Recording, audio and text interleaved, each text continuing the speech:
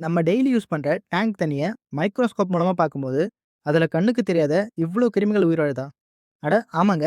நம்ம daily use பண்ற tank தண்ணியில நம்மளுடைய கண்ணுக்கு தெரியாத கிருமிகளுடைய சாம்ராஜ்யமே இருக்கு. அத எல்லாத்தையுமே இந்த வீடியோல மைக்ரோஸ்கோப் மூலமா செக் பண்ணி காமிக்கிறேன்.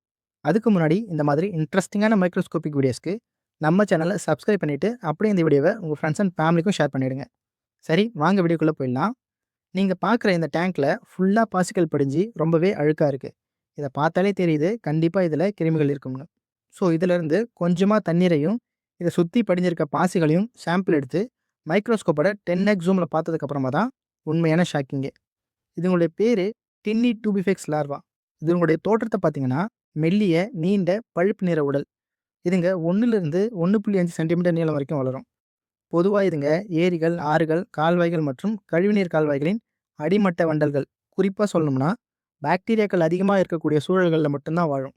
இதுங்களுடைய உணவு முறை எப்படி இருக்கும்னு பார்த்தீங்கன்னா, ஆறுகள் மற்றும் கழிவுநீர் கால்வாய்களின் அடிமட்ட வண்டல்கள உட்கொண்டு, அதில இருக்கக்கூடிய பாக்டீரியாக்கள ஜீரணித்து, மீதமுள்ள கழிவுகளை வெளியேற்றும். இந்த லார்வாக்கள் அதிகமா இருக்குன்னா, கண்டிப்பா இந்த தண்ணீல பாக்டீரியாக்களும் அதிகமா இருக்கும். பாக்டீரியாக்கள பார்க்கணும்னு நெனச்சீங்கன்னா, கமெண்ட்ல சொல்லுங்க. கண்டிப்பா வீடியோ அப்லோட் பண்றேன். சரி, இப்ப இந்த லார்வாக்கள் மேல ஹேண்ட் சானிடைசர கொஞ்சமா ஆட் பண்றேன். என்ன நடக்குதுன்றத பார்ப்போம்.